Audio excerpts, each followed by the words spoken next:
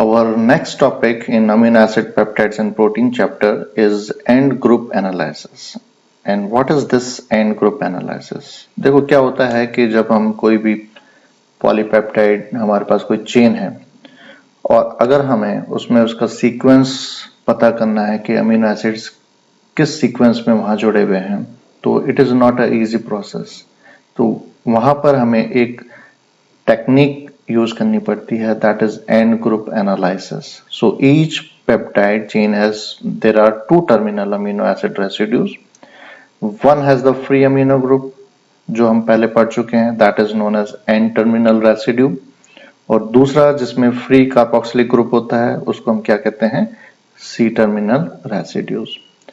So these terminal amino acids are identified by using certain specific reagents.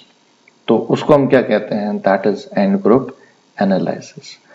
So if we want to analyze the sequence of amino acid in a protein, तो कैसे उसको करेंगे? Now suppose if we have a long chain of polypeptide and this is the sequence, और हम ये पहले भी discuss कर चुके हैं प्रीवियस वीडियोस में कि किसी भी पॉलीपेप्टाइड का नोमेनक्लेचर हम कैसे करते हैं. This left side is always an terminal and right side is the C terminal, and this is a sequence of various amino acids present in this example. So in polypeptide chain, amino acids are arranged in a particular sequence. Now we have to know what is this sequence is.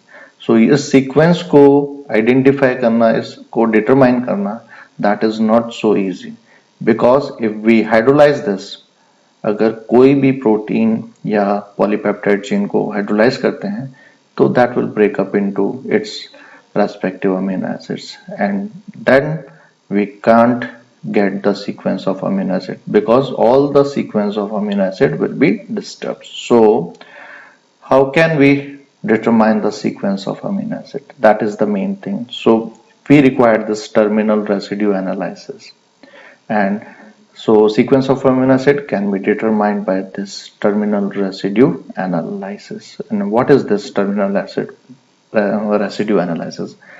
In this, polypeptide is treated with suitable reagent, either with N terminal or with C terminal to form a peptide derivative that is also known as tagged amino acid. So a tagged peptide is then subjected to partial hydrolysis which release the tagged amino acid which is then identified. तो यहाँ हमें कुछ reagents की जरूरत पड़ती है, तो या तो वो reagent जाएगा N टर्मिनल पे या वो जाएगा C टर्मिनल पे.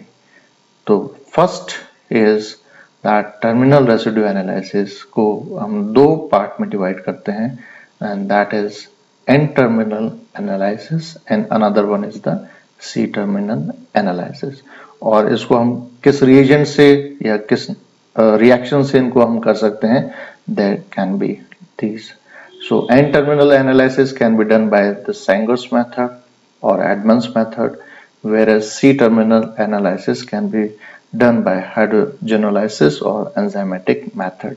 So in this video we will discuss about the N terminal analysis by taking these two methods, that is Sanger's and Edmonds method. So first of all we are taking the Sanger's method. So Sanger's method, the main thing is this, that is 2,4-dinitrofluorobenzene. ये क्या है? It is also known as Sanger's reagent. तो इसका अगर हम reaction कराते हैं किसी भी पॉलीपेप्टाइड चेन के साथ, because we have to determine the sequence of a polypeptide chain, तो 2,4-dinitrofluorobenzene का काम है कि ये N टर्मिनल साइड को अटैच करेगा, वहां पर इसका अटैचमेंट होगा, क्योंकि यहाँ पर क्या होता है, due to presence of electron withdrawing this nitro group at ortho and para position activates this fluorine towards nucleophilic attack by this NH2 group. So when these groups are present, now this we can say Sanger's reagent will attack over this polypeptide chain, and then in presence of sodium bicarbonate at room temperature, it will attach with the polypeptide chain. So now you can see here, this is our polypeptide chain. ये हमारी polypeptide chain थी और यहाँ पर ये N terminal free था. तो यहाँ जो Sangos reagent है that will attach at N side. So now इसको हम क्या कहेंगे? इसको हम कहेंगे tagged peptide. This is known as tagged peptide. और tagged peptide N side पे है तो it is N terminal and residue analysis. So now we have this tagged peptide. Then we use this tagged peptide and then react with in presence of aqueous HCl and we are doing the hydrolysis and some heating. तो जब यहाँ से उसको hydrolysis कराएंगे तो जो tagged amino acid है that will removed from this chain from here. तो जो Sangos reagent का काम है, जिस अमीनो एसिड जो लास्ट टर्मिनल N साइड से जिससे ये जुड़ा था उस अमीनो एसिड को ये यहाँ से क्लीवेज करके अलग ले जाता है एंड वो यहाँ से इसको रिमूव कर देगा पॉलीपेप्टाइड चेन से और बाकी क्या बच गया हमारे पास, that will be the remaining amino acid residues, that is the mixture of amino acid. तो यहाँ यू कैन सी जो लास्ट अमीनो एसिड था that is tagged by Sangos reagent and then when we do the hydrolysis this tagged amino acid, terminal site amino acid, that is removed from this polypeptide chain and it is now cleavage from this polypeptide chain. बाकी क्या रह गया? That is the mixture of amino acid. So जितना भी और polypeptide chain थी वो as it is रह गई, लेकिन उसमें एक amino acid कम हो गया, one amino acid is less as compared to the previous one because that amino acid is taken away by this Sangos reagent. अब क्या करेंगे इसको? It is separated and it is identified. So after the removal of this amino acid, this particular amino acid is separated and identified कि ये कौन सा amino acid N terminal site पे लगा था. So we can identify the N terminal amino acid by this Sangos method. But there is some drawback of this method also because this method is such not a very good useful since only the terminal amino acid is identified. तो यहाँ पर केवल एक amino acid जो terminal side का है उसी को ये आइडेंटिफाई कर सकता है. That's why it is not so useful to determine this N terminal residue analysis. Second method, that is known as advanced method. It is more useful as compared to the Sangos method and it is widely used method for N-terminal analysis in polypeptide or we can say in N-terminal residue analysis. इसमें क्या use करना है? Again we have to use reagent, the phenyl isothiocyanate. ये हमें use करना पड़ता है in advanced method. So when we react with this phenyl isothiocyanate with polypeptide chain, then again it will attach with this N-terminal site amino acid that will in presence of dilute alkali it will attach with this N-terminal site. Now here जब ये यहाँ से attach हो जाएगा और यहाँ पर भी जो attachment है that is with this carbon. After that this is known as PTC peptide. That is known as PTC peptide.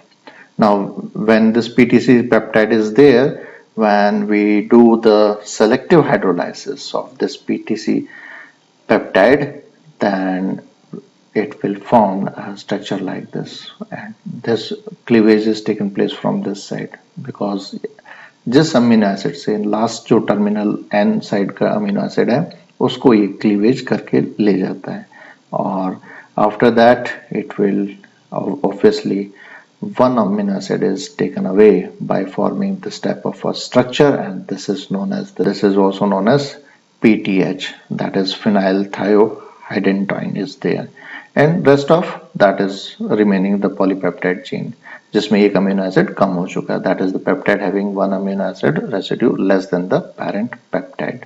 So this is a good method as compared to the Sanger's method. तो अब यहाँ से ये जो amino acid इसके साथ जो लग चुका है वो उसको क्या करेंगे, उसको सेपरेट करेंगे और उसको यहाँ से देखेंगे तो कौन सा अमीनो एसिड यहाँ से निकला है। This is the amino acid that is attach in this polypeptide gene. तो यहाँ से ये अमीनो एसिड को एनालाइज कर लेंगे, इसको आइडेंटिफाई कर लेंगे कि ये कौन सा अमीनो एसिड है, तो इसका सीक्वेंस हमें पता चल जाएगा कि एन टर्मिनल साइड पे जो फर्स्ट अमीनो एसिड निकला है वो particular amino acid. So we can say theoretically this process can be repeated over and over again till all the amino acids that is present in this polypeptide are identified. However, this process cannot extend beyond 20 residues due to interference of amino acids. तो यहाँ पर भी इसका एक drawback है कि अगर हमारे पास कोई पॉलीपेप्टाइड चेन है जिसमें 20 अमीनो एसिड्स हैं तो it is useful up to 20 amino acids polypeptide chain. उसके आगे अगर कोई हमारे पास कोई बड़ी चेन है then it is not a suitable method to identify or to get the sequence of the amino acid by this method.